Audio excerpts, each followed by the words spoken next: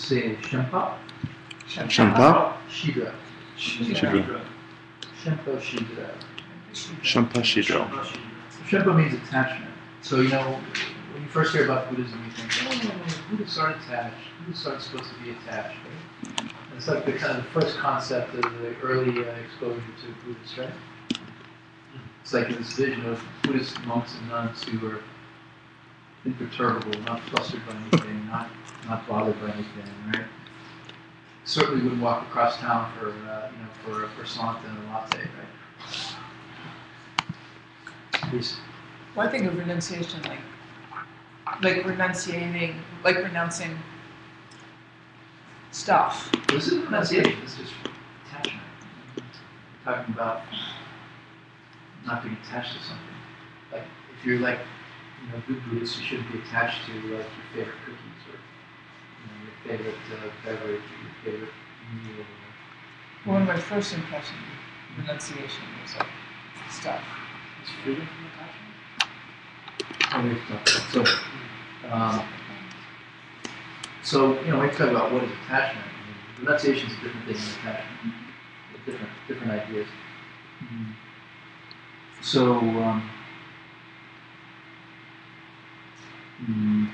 we have to explore what the meaning of attachment is.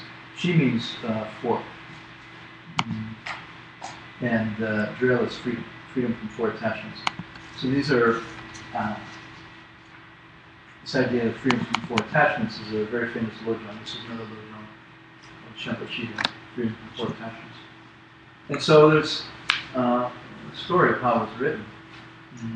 There were 5 great Sakya patriarchs, and the freedom from four attachments comes down through that lineage and through that line. So we're part of that lineage. So I just want to give a fairly brief overview of how this lojong came down to us. So when Buddhism started in Tibet, the first lamas came from India. It was kind of like in the beginning in the United States. A few foreigners start showing up in strange clothes. They all speak the language, and maybe you can find a half-decent translator to understand what they're saying, which is how it was here when Buddhism came from Tibet to America 20, 30 years ago. And so it's that way in Tibet. Some Indians showed up in Tibet, couldn't speak Tibetan, not many people can understand them. And this is a country of herders, essentially sheep herders and yak herders. When you meet Tibetan refugees, when they come in from Tibet, they speak about, I had 150 sheep, they watch your expression and see if you're impressed, that they had so many sheep, or I had 23 yaks, and so that was it. That was all there was. It was the sheep and the yaks, and that was the measure of affluence and activity and everything else, right?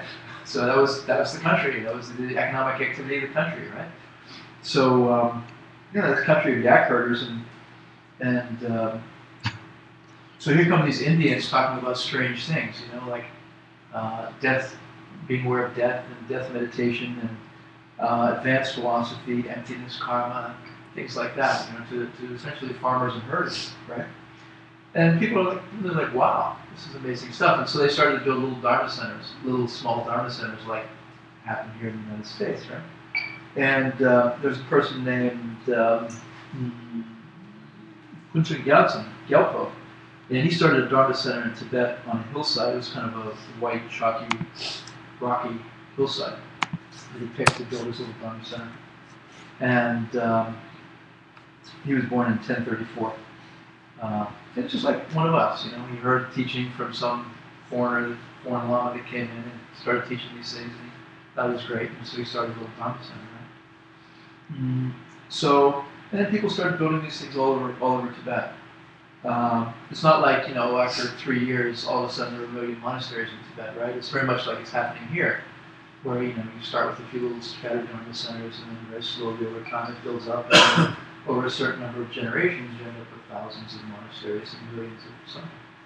This is way before Tisha comes over with his teaching, that famous trip of the Tishas from India to Tibet. You have to tell me, I don't remember the date. I don't remember the date either. I think just shy of 1,000 AD. Like you think it's 900 or 1,000. yes, I think it's just after. Well, this went on for centuries, So if you think about it, when the first Indians to Panditas started showing up, this was the environment that they were going into, right? So this is not Atisha's lineage that we're talking about. This is a particular lineage. This is a particular Sakya lineage that we're talking about. So anyway, he had a son called Jose Jampel. He continued his father's Dharma center, and they get stronger and stronger. There's still no monks or nuns. There's only lay people at the time. And he has a son called Kunganinko, Sachin Kunganinko. He was hanging out with a translator. Lotsama was a translator. He was hanging out with a translator named Bari Lotsama. And if you're doing homework, some of this is homework, so just give you heads up, just so it's not just like. Is it on the quiz? I'm not sure.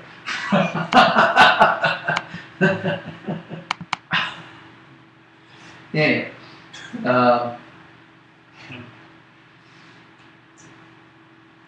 Yes. oh, thank you. So, these Indian Panditas were coming over, and the translators had to translate everything from Sanskrit into Tibetan, right? Or Pali or wherever it was coming across in. And so it took about 700 years for them to translate all of the works into Tibetan. It was over a 700-year period that this was building and occurring. Right? And so by the time of Jigsaw Kappa, which was, about 300 years later, right? Nobody knew Sanskrit anymore. Sanskrit had pretty much faded as a viable language. Right? So the translators had managed to take it from Sanskrit into Tibetan before Sanskrit was lost, which is, very similar to the Tibetan diaspora, right? With the translation of Tibetan manuscripts into English, right? In Tibetan, not a lot of people speaking Tibetan anymore. Thanks to the translators, such as Holy Michael, a lot of the material has been saved and translated. Anyway, by the time the Chinese attacked Tibet, nobody was learning Buddhism in Sanskrit. So, anyway, this Bari Lotsama, the translators, he's hanging out at this little Dharma center on a dusty hill. And Kumpa Ningpo was born in 1092. And so by the time this Kumpa Ningpo is 12 years old,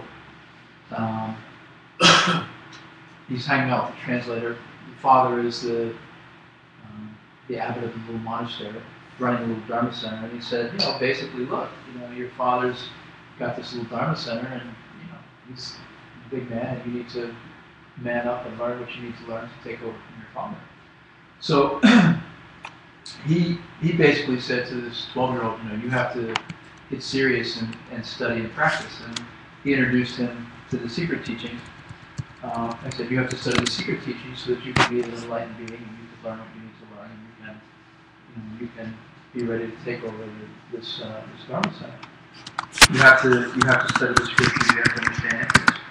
So Bari Latsawa starts to teach him methods to enter another realm and make direct contact with the enlightened being to get special teachings and wisdom.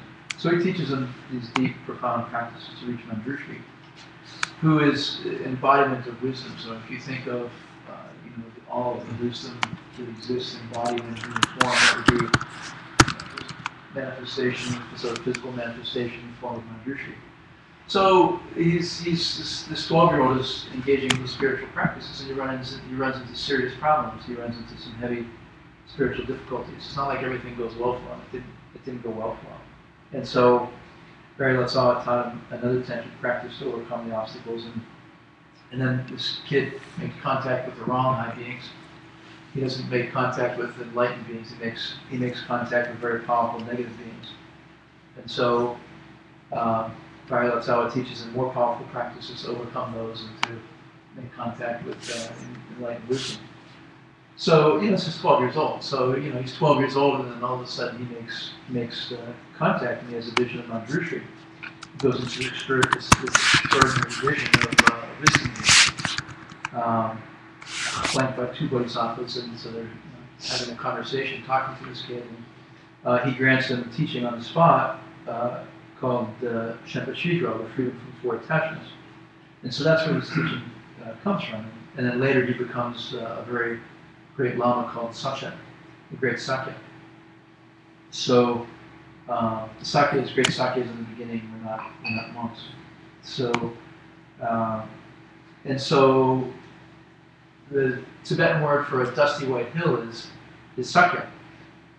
So they start naming this Dharma center Sakya, Sakya Center. Sa means earth and Kya means grayish white. And so they start calling it Sakya Monastery. And it still stands, the great Sakya Monastery still stands there. It's one of the greatest monasteries in Tibet, one of the greatest libraries in Tibet. It wasn't sacked and burned by the Chinese during the invasion. It was hidden, and it's still there. And so the Sakyas in India are doing very well, and their tradition is continuing. Please say Jetsu. Jetsun, Drakpa Gyaltsen. Drakpa Gyaltsen. So he was the son of Kumarindra. He became one of the greatest figures in the Sakya lineage. And he's in our Vajrayogini lineage also, our Tantric lineage. One of the most important figures in the lineage. So he wrote a commentary on the freedom from four attachments. And so tonight, our discussion is based upon Drakpa Gyaltsen's commentary because of his position in our Vajrayogini lineage.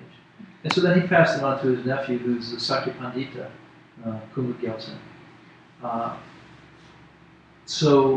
The word Pandit in the English language comes from Pandita, which means wise man and a great scholar in Tibet. So the Sakya Pandita was one of the greatest lamas who ever lived in Tibet. He was a great logician. The logic courses we did, the logic studies we had in course 13 were based upon his text, many of his texts. And many of the books in the Tengu are by him. He memorized 8,000 verses in Sanskrit. He would walk around reciting 8,000 verses in Sanskrit. Towards the end of his life, he was the greatest scholar in Tibet. And the Mongolians hadn't invaded yet. During the period of Mongols, this was during the period of Mongol expansion throughout the world. So under Genghis Khan, the Mongols reached Vietnam. They went into Cambodia, Burma, Korea, Middle East, China. They took Moscow. In one day, they killed 400,000 troops outside of Austria. So they had extended their domain throughout the whole region. So it would take 3 years for a message to reach the front lines by foot from the capital, from Mongolia. So they reached into Hungary. The Hungarian language was Mongolian. So they kept Moscow for a long time. So anyway, they're very powerful, but they never attacked Tibet because when they reached the Tibetan border, the Tibetans just said, "Look, we paid the tribute, leave us alone." And they said, "Okay, fine." That was that. They were happy to do that. That was the deal. But that was the deal up until Genghis Khan died. So when Genghis Khan died, a new prince came to collect their taxes and tribute from the Tibetans, and his name was Godan. He started to get a little interested in Buddhism, and the Sakya Pandita, who was living near Lhasa then, there's a famous letter that Prince Godan wrote to the Sakya Pandita where he said that I really want you to teach Buddhism, and you're sworn to help all sentient beings, and I'm a sentient being. And so you have to come and teach me Buddhism out of your compassion. And if you don't, I'll destroy all the monasteries in Tibet and kill you all. So he thought it was a good idea to go. So the Sakya Pandita, he was very old. At this point, he was 20 years older than the average lifespan, very old. And it was 3 months to the Mongolian capital. So he had 2 young nephews that he sent. He traveled with, and everywhere they went, people stopped him. He was Muslim in Tibet, so people stopped him and asked for teachings and blessings and all the rest. So he got nervous that Godan would lose patience and start destroying monasteries. So as an act of good faith, he sent his nephews ahead. By the time the Sakya Pandita reached Prince Godan, he had already been converted to Buddhism, and he had already become a patron. He had stopped warfare. They were engaged in animal sacrifice and wide-scale destructive acts. So by the time the Sakya Pandita reached Prince Godan, based on the teaching of his nephews on karma, emptiness, and ethics, he had already declared that all of the animal sacrifice and other practices in warfare should stop. So, and so even now, you see these little donuts, animal-shaped traumas that Mongolian Buddhists make, and they taught the Mongolians to make those instead of using live animals. So anyway, so he starts wandering around the Chinese border, and he ends up in Beijing as the Lama of Kublai Khan. And he met this crazy Italian named Marco Polo. He gave the Mongolians an alphabet. They didn't have an alphabet to write down the teachings, and to preserve the teachings, so he created an alphabet for them to keep the teachings. So anyway, the Mongolians started spreading Buddhism all over the region that they had conquered, that they had inhabited. And so it reached all the way to Russia and Southeast Asia, etc. So people on the front lines, and then the empire started to shrink. The Mongolian Empire started to shrink. And so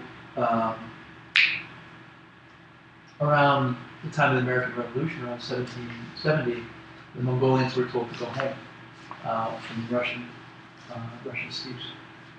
So they tried to, and there was a river that thawed, and a group of them couldn't cross the river to get home back to Mongolia, and they were trapped there. And so they were left behind. Everyone on the western bank of the river got stuck. So they were called kalmyks, and they stayed there until after World War II. And then after World War II, they escaped to America. And they went to Howell, New Jersey. And there was a geshe there. So they set up a couple of temples in Howell, New Jersey. The monks were very, very old. There was one old monk named Geshe Wango. And he decided to teach the first crazy Americans, Robert Thurman, Jeffrey Hopkins, Buddhism, and some other people from Harvard. And so they became the initial holders of the lineage here. This lineage that passed down to us from the first Sakya, right? And so then the Lama Geshe Wangyal gets old, and he's blind, and he writes to the Dalai Lama, and the Dalai Lama offers to loan him Geshe Tarchin, Geshe Lobsang Tarchin, for 3 years. And so then all these American students started going to Geshe Lobsang Tarchin's teachings in Howell, and he tie him up, and then he never goes back home to India. He stayed for 30 years in Howell, teaching Holy Geshe Michael and others advanced secret teachings and sutra. So that's the lineage of this text as it comes down to us, and it's important to know it, that you're part of that lineage, and hopefully it won't end with you. You're one of the lineage holders, and it's important to learn it well and pass it on and become a grandfather of the lineage yourself sometime. Extremely important to know the lineage. So it's on your homework. In the new tricycle, there's the story of how Hal got started. Exactly this, yeah. Oh, really? With all the pictures, yeah, it's out there. With all pictures of Bob Thurman, and yeah. Cool. Mm-hmm. Wow. You should see it. It's amazing. Is it Do you online? think it's online? I'm not sure. Yeah, Hard to see I'm not sure. physical stuff online. Like that, very But it's exactly like you said. It's beautiful. Thanks. Mm. So those are the Sakya, the 5 great Sakya masters. And the 5th one is Sonam Se. He's an Vajrayogini lineage also. Okay. So now we're going to go into the freedom from the 4 attachments. We're only going to talk about the first one tonight. You say Sedi, Sedi, Lashen, Lashen, Nachupa, Nachupa, Min. Okay. Se means lifetime. D means this lifetime. Dila means to this lifetime. And Shen now means if you're attached to this lifetime. Chupa means a person who's practicing Dharma practitioner. Right? And Min is you're not, you aren't. So the whole thing in English is don't call yourself a Dharma practitioner if you're attached to this life. Right, now remember, this is Mandrushi's teaching to this 12-year-old. So he's having direct explication, or he's giving a direct transmission to this 12-year-old and saying these things to him. So here's this conversation they're having, and Mandrushi's saying, don't call yourself a Dharma practitioner or a Buddhist if you have attachment to this life. So that's the first of the four.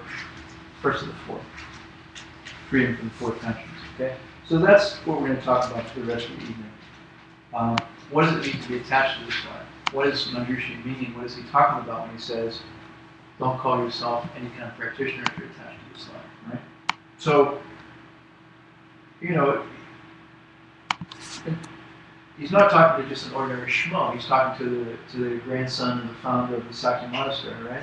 They're grooming this kid to be the head of the monastery. He's been immersed in this his entire life. So, the first thing he needs wisdom, and the first thing that the Deity of Wisdom says to him is, if you get attached to this life, don't call yourself a Dharma practitioner. So, he's already talking to someone who's into Dharma, whose whole life is Dharma, right? And he's saying, you're not a Buddhist if you're attached to this life. You're not a Dharma practitioner. So then, obviously, we hear that and we go like, oh my God, I'm not a Buddhist. I'm not a Dharma practitioner. I like the things of this life. I mean, it puts you straight into your whole sort of Judeo-Christian guilt complex, right? Like, the whole Western low self-esteem thing. Like, oh, I'm not good enough. I'm a lousy practitioner. I can't do it. I like things. I'm attached to things, right? How will I ever be able to do this? I'm no Dharma practitioner, right? I enjoy movies. I enjoy lattes. I enjoy a good night out. Oh no. So we carry, in some respects, as American Buddhists, we carry this baggage from our culture and from our upbringing. And it's really not what they're talking about. It's really not the point here. It's really not what this is about. Okay. It's not. They're not saying you shouldn't like anything. Okay. The point is not to sit there and look at the wall happily, without any desire for anything or without any interest in anything. Right? I mean, if you look at, a tanka of, Manjushri or Tara or Tsongkhapa, they look pretty happy. They don't look kind of neutral and indifferent, right? So, in some traditions, even in Buddhism, in some traditions they take it to an extreme and they say, you shouldn't like anything, you shouldn't want anything, you shouldn't pursue anything. Does the Buddha, want everyone to be free of suffering? Obviously. Of course Buddhas want things, right? Is the Dalai Lama happy? He's giggling all the time. He's laughing all the time, right? The point is not to just sit there stoically and miserably in a neutral sense, right? That's not what we're talking about. That's not the point. So, this is like the schizophrenic thing. What am I allowed to do? What aren't I allowed to do? What am I supposed to be happy about? What am I not supposed to be happy about? What can I be attached to? What can I be attached to? So, it's very important to understand this. It's actually critical, essential point of Buddhist practice. It's a very important life-or-death matter to understand what Manjushri is saying, to understand what attachment means. I mean, what's the whole goal of our Buddhist practice, right? To reach a place where we have no attachment. Is the goal of Buddhism to just not be attached? I don't think so. I don't think that's the idea, right? So, if we're going to spend the rest of our life not being attached to things, what kind of things? What kind of attachment, right? So, what does it mean? So, does it mean I can never enjoy anything? No, forget it, that's not it. So, I want to get married, I want to have kids, I want to have a nice car, am I attached?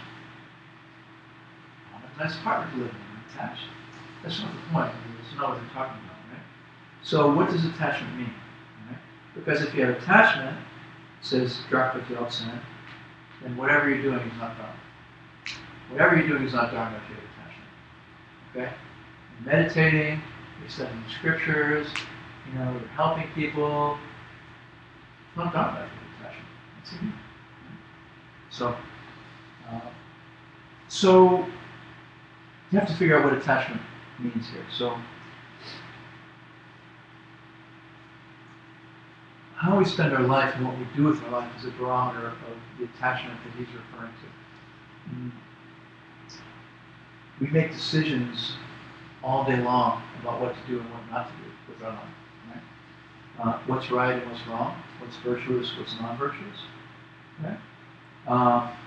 And so that's the first test of attachment, whether you're attached or not. The first item on the list of attachments, if you will. Okay?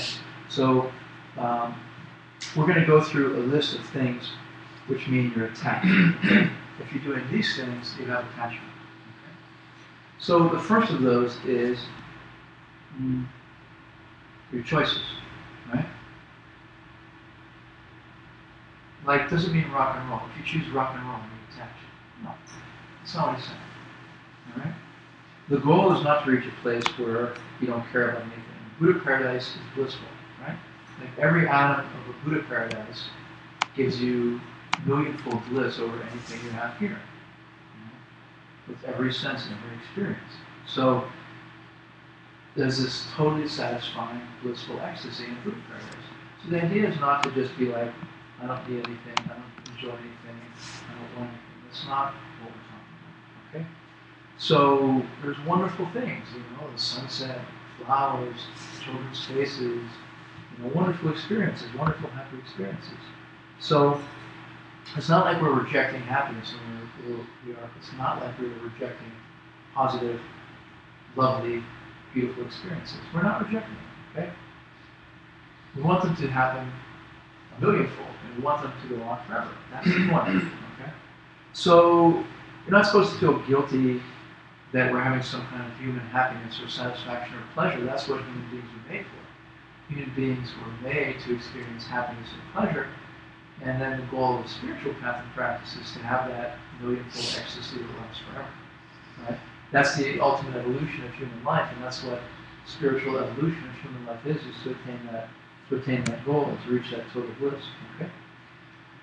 To do that, you might have to give up smaller pleasures to attain that high bliss and that high ultimate state.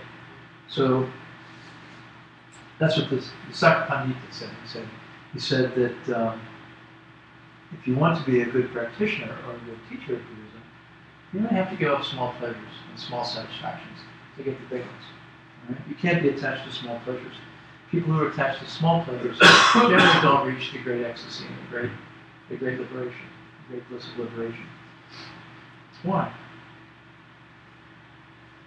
It's got nothing to do with giving up a milkshake or giving up a croissant or giving up a latte. Right? It's life choices. What are we spending our days and nights on? Are we spending our days and nights pursuing small pleasures? Because if we are, we don't have the time, and we're not allocating our energy and our mind and our being to achieve the highest pleasures and the highest things and the highest satisfaction and fulfillment, right? So every day in life we're making these choices day in and day out.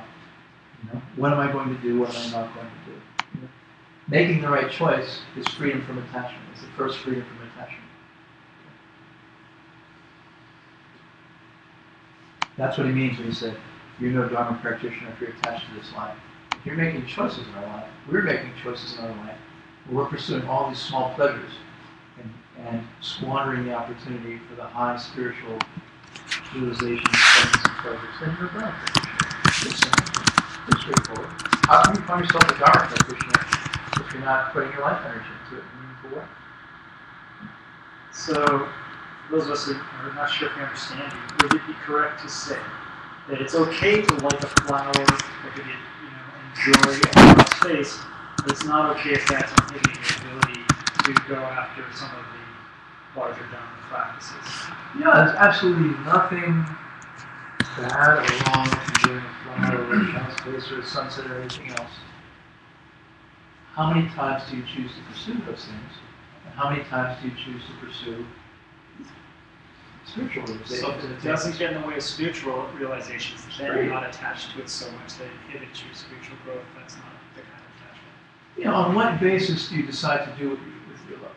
On what basis do you decide what to do with your life? All day long, we're deciding what to do with our life. I'm going to go to some lunch, I'm going to go to a meeting, I'm going to go out to dinner, I'm going to go to a cafe, I'm going to go to a movie, I'm going to read a magazine, I'm going to watch TV. Those are all choices all day long about what we're going to do with our life. All of those are small pleasures. In and of themselves, no one of them have anything wrong with them, except that it's your life. And your life goes by, and that's all you did. And you're not a Dharma practitioner as a result. That's all. Okay? So, Okay. So we're just talking about the first freedom, right? First of the 4 freedoms from attachment, which is not to be attached to this life. Okay. So there are 4 things that he mentions that we shouldn't pursue. All right? Within the first one, you're saying? We're only doing the first freedom tonight. First of the 4 freedoms from attachment. First of the 4 freedoms. And that, okay. So the first statement, all right, is you're no Dharma practitioner if you're attached from this life. And that is, there are 4 freedoms. Okay? The first of the 4 freedoms is freedom from attachment to this life. 4 freedoms. You be free in 4 ways. First, you have to be free from attachment to this life. How do you know if you're attached to this life? How do you know if you're attached to this life and not a Dharma practitioner? You spend all your time doing things in this life and not Dharma. It's fairly self-evident. Right? Yeah. The first thing I thought when you said that was like, I'm attached to this life in that I would want to be achieving my needs or needs. That would be being attached to enlightenment. So, but does that fall under this? Under which? Being attached to this life because you want to experience it in this particular go around. No, this is not. So he's going to get more specific here. He's now going to give you 4 specific things that if you're doing these things and if you're living this way, then you're not free from attachment to this life. So we're going to go into those 4 things. First one is bakchak. Please say bakchak. Bakchak. Bakchak. Bakchak. Means seed, right? Mm-hmm. So you go to work, your boss screams at you, he pisses you off, he abuses you, right? What is it that stops you from killing him on the spot? You don't want to get in trouble. Shame. It's a law, maybe. The law. But is there a natural reflex? Let me say it differently. There were times, does anybody watch Game of Thrones? Yeah. Yeah, same.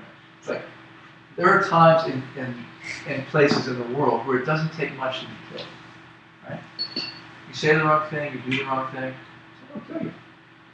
I mean, nowadays, historical times, right?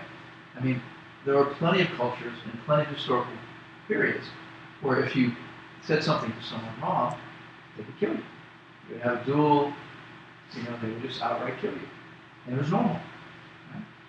I mean, in fact, it was normal to simply kill someone if you wanted their land or their property, right? And it was standard stuff.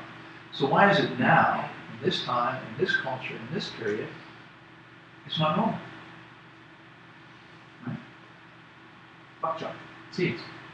Right?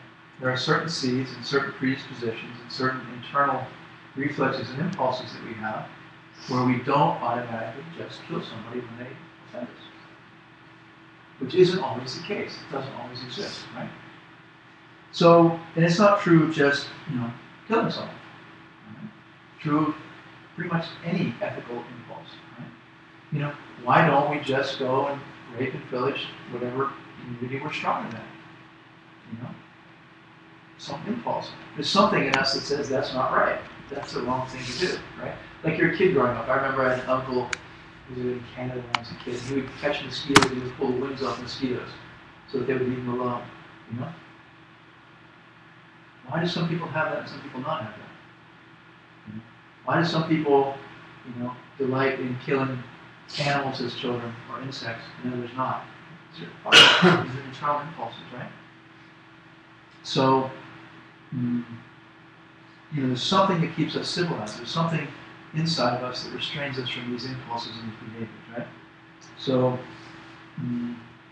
instincts, you could say, conscience, you can call it whatever you want, but it's seeds inside of us, right? Impulses, or lack of impulses inside of us.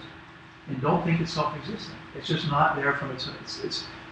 It's not like these kids are just born mean or bad or cruel, They're seeds. They're imprints, right? They have a cause. There's a reason why some kids are nice and some kids aren't, or some adults. And these tendencies come from a lot. They come from past karmic seeds, It's not just that their mother ate the wrong food when they were in utero, she ate spicy spicy noodles, and all of a sudden she's got a nasty kid or something like that. Temper. It doesn't work that way, right? It's not just an accident of DNA. That this kid is bad and this one isn't. It's parent bok chops. So Dropik Yeltsin is saying you can't trust bok chops. You can't trust your bok chops. You can't trust your impulses. You can't trust your past, the tendencies that you have, the influences that you were born with, the natural reflexes and natural internal impulses that you have that you came in with, right? Right? Some of them are very, very wrong. Right? Just because you were born with certain impulses and certain habits and certain character and disposition doesn't mean they're appropriate or correct. When you're a kid, the teacher can be like, "Oh, Hector is such a great kid. He always behaves and stuff like that." It's not self-existent. Right? It's based upon seeds. Those seeds are left over from a past life that you're a good kid when you were, and you collect new seeds. You hang out with bad people who are doing, terrible things. You collect different seeds, and you become a different person, and a different kind of person. Your nature changes, right? So, business is tricky that way. You go into the business world, and you're an ethical person, and everybody's like, "Well, we just, you can do this thing. Oh, we can." Get the vendors to sell for cheaper prices. We can just lie to them and say we can't afford it. And, we can milk this out of that person, and we can do this with the other person. We can get a lot of money this way. Isn't this cool? And this is great. We're making more profit. And then before you know it, you're in the gray area. You're crossing the line, and you're lying and stealing, and and you're not an ethical person anymore. So business is very tricky that way, just like anything else. So Dropik Yeltsin is saying, don't trust your future life and all of your future lives and your future happiness to your instincts. Okay, that's the first lesson. All right? We're attached to what's right and wrong right now. We have our ideas of right and wrong right now because we've brought thoughts and past instincts. Right? And they're not necessarily correct. Okay? You say sort of what? Sort of what? This is the second one. This is feelings. It means feelings. Does something make me feel good or does something make me feel bad? All right? Like,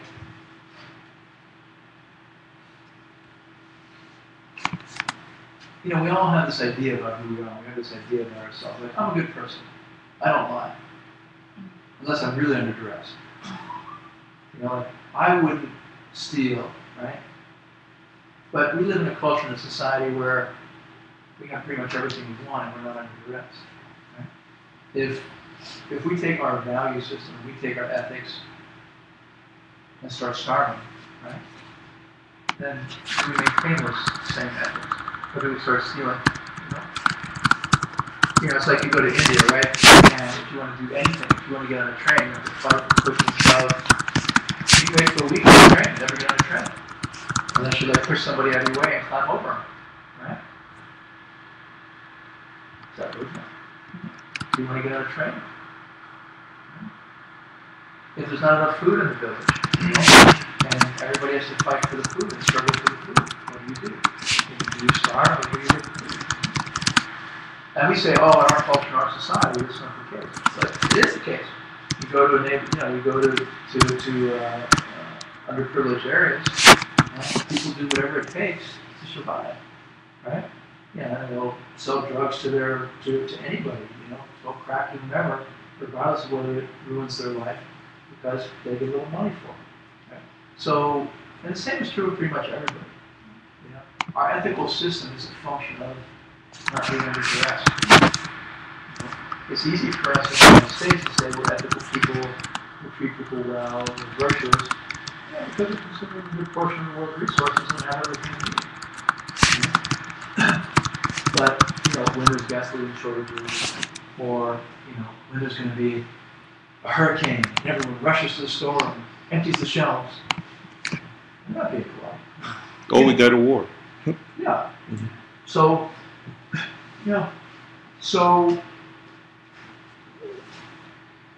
that's the idea here. We keep our ethics when it's comfortable. We don't keep our ethics when it's not comfortable. When we feel good, we keep our ethics. When we don't feel good, we don't keep our ethics. So here he's saying, I'm trying to connect it to freedom number one. from being attached to this life. It's like, don't think that's also self-existent. Whatever good feelings, whatever ethics you have, that you're saying, don't think that they are self-existent. They're just innately there. That don't trust your life on the good feelings you have right now. What he's saying is if you're living your life based upon any of these four things, don't call yourself a Dharma practitioner. Right? He's saying that if you spend your life based upon these four bases, then you have attachment to this life. He's saying living according to these four things, any of these four things, means you have attachment to this life. Okay. Means you're not a Dharma practitioner. Like, when the shit hits the fan and there's not enough food, are you really a Dharma practitioner? Or do you just steal the food and push someone out of your way because you want it? You know, when you're starving, are you a LOJONG practitioner or not? Don't call yourself a LOJONG practitioner if you don't give food to somebody else when you're starving. You know, being a LOJONG practitioner is not about being a LOJONG practitioner when it's easy and comfortable. It's about being a practitioner all the time in every circumstance. Yeah. But in some of the earlier discussions, even in this class, we talked about, okay, you have to not die. Yeah. And you have to take care of yourself. You have to live with a roof over your head, so you have to keep your job. Yeah. Right? And other discussions in the previous classes, such as whatever. Well, let me Dragging this out. So Yeah. in previous classes, we've talked about, okay, this is a very fortunate life you have because you have free time and you have food. Yeah. You're wealthy enough that you can afford to study the Dharma. I mean, how the heck else does anyone ever start being a practitioner if they don't have the two things you just said? Well, admittedly, we're kind of counting on them at first, but you're saying at some point we have to not need those things anymore? No, don't misunderstand. We're not saying, he is not saying, throw everything away. Correct. That's not the point, okay? The point is not to just suffer and be miserable. That is not the point, okay? All right? What he's saying is, if you want to know if you're a real Dharma practitioner, check in on these things, okay? Should you have it, we are very fortunate, not by accident, not by coincidence, by prior causes and karmic seeds which we planted. We are very fortunate to have jobs and income and comfort and stability and security, all of which we caused and we're very fortunate to have. And he and no one else is proposing to throw it out the window and say it's just fine. Okay, just to be clear. Okay? We got that, right? Yeah. Okay. However, if you want to measure the strength of your practice and the integrity of your practice and the depth of your practice, embodiment of wisdom, and the wisdom embodied is saying, if you are a true practitioner, if you are a real practitioner, then you will practice LOJONG in all of these circumstances. And if you're not doing that, don't call yourself a LOJONG practitioner, because you're not. He's not saying, go suffer and die. He's just saying, don't bullshit yourself. Okay? So there's a difference between aspiring, practicing, and attaining. Fine, no problem. We have to start somewhere, okay? We start where we are. We learn the material. We make efforts. We apply ourselves. We do the best we can. Sometimes we succeed. Sometimes we fail. Sometimes all we care about is ourselves. Sometimes we're great bodhisattvas thinking of others, okay? That's the nature of the path and practice. No problem. Perfect, okay? And Maharishi is saying, if you want to call yourself a full-on, real Dharma practitioner and LOJONG practitioner, this is what it looks like, okay? Fine to aspire. Fine to work at it. Fine to try. But don't try to bullshit me or anybody else about it, okay? So in that context, okay? Does that make sense? Yeah. So if you're going to really practice, you're practicing no matter, if you're going to really do LOJONG, you're doing LOJONG no matter how hard it is. You're doing LOJONG no matter how disadvantageous it is to you.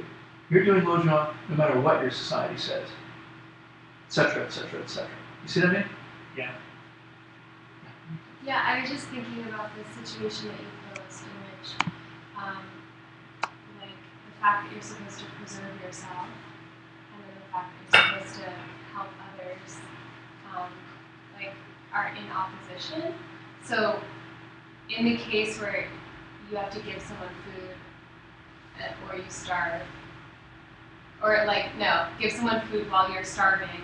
So wouldn't you just have to like think about what was the most moral choice for you in that situation? Like, I feel as though that there's no direct answer to that question, because it would all be your perception of the situation. Or you could also say, like, it depends on the variables. If it's just you and one other person in the room, then give it to the person. But if it's you in a community that you could possibly teach and benefit, then you should sustain yourself. Right? Yeah. I don't know if that's like specifically what you were thinking about, but that was my. Definitely, that's part of it, I think. That's the tough choice. How do you decide what's more beneficial to others? To keep yourself alive or to not grab the food? Well, what he's saying is he's saying you're attached to this life if your morality bends according to what makes you feel good or feel bad, right? And this is why the spiritual teachings are important, right? Because karma and emptiness runs your world. And if you understand karma and emptiness, you live in accordance with karma and emptiness, right? So if one understands the laws of karma and one says, I'm striving to help all living beings, you know? There's a piece of bread there. Should I eat this piece of bread, you know, and go help countless living beings? Or should I give it to this person who, you know, only cares about, you know, stealing from everyone and is going to spend the rest of their life stealing from someone? You said, you make a choice. You know, life is full of choices, right? Nobody said it's easy, nobody said it's clear cut. But understanding karma and emptiness is the basis of living. And the answer is not to just always give bread to everyone else and starve yourself. It's not the answer. Okay? The answer is to say, I'm living according to karma and emptiness and ethics, and what's the best choice to make day to day, moment to moment, circumstance to circumstance, based upon that. Okay? And so he's saying, if your ethical standards and you're living out the principles of karma and emptiness and ethics is inconsistent based upon it being difficult for you, then you're not really practicing Dharma. I mean, you're not solid. I mean, we shouldn't say you're not practicing at all, but you're not a solid 100% practitioner. Maybe that's a nicer way to say it, right? Maybe you're a 50% practitioner, or a 30%, or a 70%, or whatever. You're practicing what makes you feel good. It's just a coincidence that it's in line with Dharma and sometimes, but it's not really going to work for you when it doesn't feel good. Yeah, yeah, because when it's hard, you abandon it. You know, and it's not about me versus him, I starve or he starves. It's just, you know what? I don't want to think about karma and emptiness right now because it's too hard, or I don't feel good thinking about it, or you know, I'd rather not know the answer. You know what I mean? I'd rather not reason it out and understand that according to karma and emptiness, this is what I should do, even though I don't feel like it. You know what I mean? I'm just thinking about like real examples. I mean, I just feel like we're like in this like sort of like theory. But I mean, I feel like I've experienced this like in my life, like big time. Like when my marriage was challenged, like being faithful when my marriage was going through a rough time was like really hard to do, and I like ended up like learning all these things about my values because it's like to be faithful when everything's like rosy is like whatever, but it's like when you're like, you know, having a challenge like that, it was like, oh my God. But I'm sure everybody has something like that where it's like incredible challenge when it's like not so easy to do it. Yeah, it doesn't have to be life or death. It could be, I mean, relationship is a great example. It could just be your partner pisses you off all the time. And you really have to restrain yourself not to yell at them and tell them that they're an idiot, you know, because it feels a lot better to tell them they're an idiot. You know? I mean, it doesn't have to be this catastrophic thing. It's just day to day, instant to instant. You know, all of the choices we're making where we say, I'm restraining myself from negativity, even though it doesn't feel good. You know? Because it's the right thing to do. Does that make sense? Yeah, thank you for making it more real. Okay, please say Luxul. Luxul. Luxul are the customs of the country that we live in. So, look, 10, 15 years ago, it used to be illegal to run numbers, right? You couldn't bet, you couldn't, they put people in jail for having illegal betting operations, right? Now there's state-run lotteries, right? And abortion was illegal 30 years ago, 20 years ago, it wasn't. It was considered killing, then it wasn't considered killing, now it's sometimes considered killing, And in this country, in 1770, the founding fathers were debating whether people of color were humans or animals, whether they should be classified as human beings or not. Right? And, in the 20s, it was a federal offense, to have a bottle of alcohol.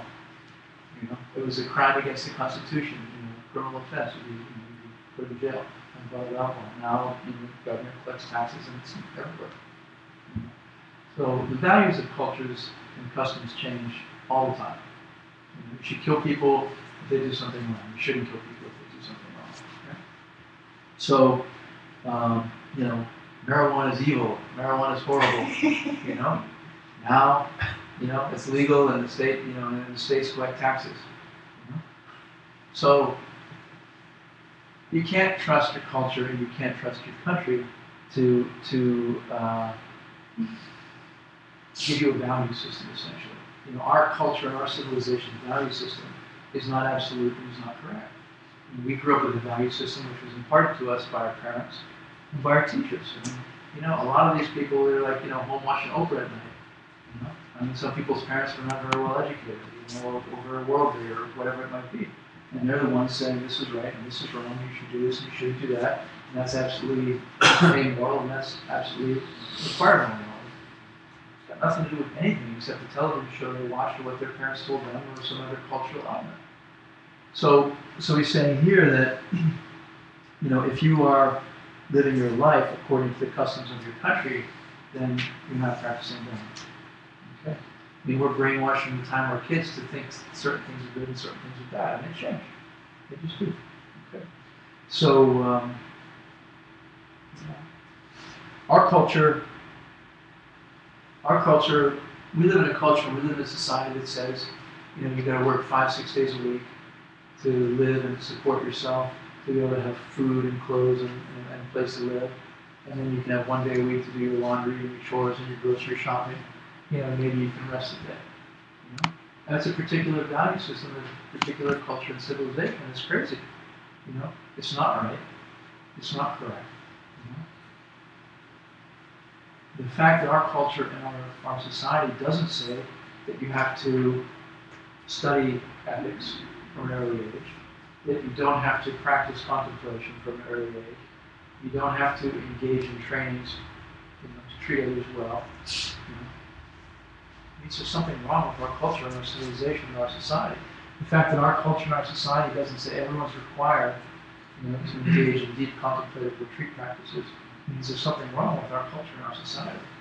So, our culture and our society basically trains us to say, spend your entire life working to collect possessions, which you will then die with. We live in a culture and society that trains us to accumulate washing machines and clothes and money and other things, and to die with them. And that's all it trains us to do, and that's all it prepares us to do. So, that's wrong. And you can't believe in what your culture is teaching you, and you can't live according to your culture.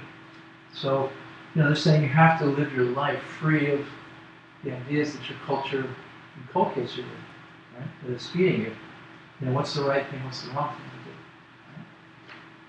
So, the newspaper's not going to help us ascertain the correct way to live a life. Neither is television, right? Television fetishizes, violence. Movies fetishize violence. Everywhere you turn, it's people beating each other up. The media is sensationalizing people mistreating each other and beating each other up, and movies about people, being mistreated. You almost can't find a movie which isn't about somebody mistreating someone. Right? Our culture is training people in the wrong thing. It's corrupt. It's not promoting spiritual values or spiritual evolution. And if you buy into that culture, if you buy into that society, you will suffer, and you won't reach your spiritual goals. And so he's saying that you have to free yourself from the customs of your country. You have to free yourself from the attachment of the customs to your country. Right? So, otherwise you end up with a washing machine and a couple of kids and a house and some money, and then your life's over and you're dead. And that's it. That's the extent of it. That's what our culture trains us in. So it's very difficult in the society. It's very difficult with all of the programming and stimulation and indoctrination that we have to step out of that and to get out of that. So, and the fourth one is your parents' morality. We talked about it, right? Most of what we believe is just what our parents told us, and you have to free yourself from that. So we need to live in a culture, in a society. We need to have a life which says that you have time every day to do your prayers, to study holy things, to meditate, to pray, and to have a month or two off per year to do deep retreat. And that's a good life. That's a balanced life. That's freedom before attachment. That's freedom from attachment. These four particular attachments, okay? I mean, you can feel that that's freedom, right? That would be freedom in this life if you could do those things. So we'll do the next three in the next class. That's beautiful. Thank you. Sashi Phuki Jishin Netoksham Rira Lingshin Yinde Empati Sangye Shindu Mite Vivargi Dropin Namda Shinla Chipansho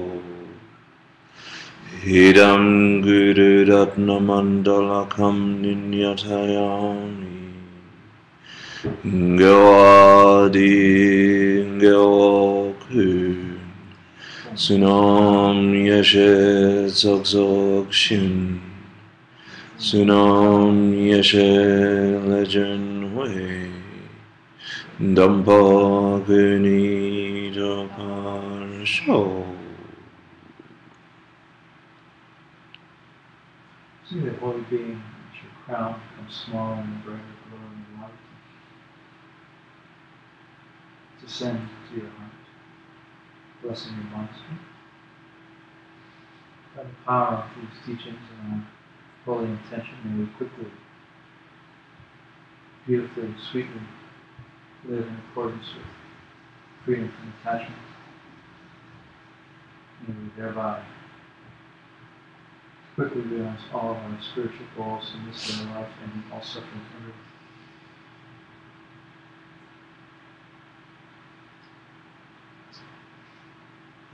Thank you.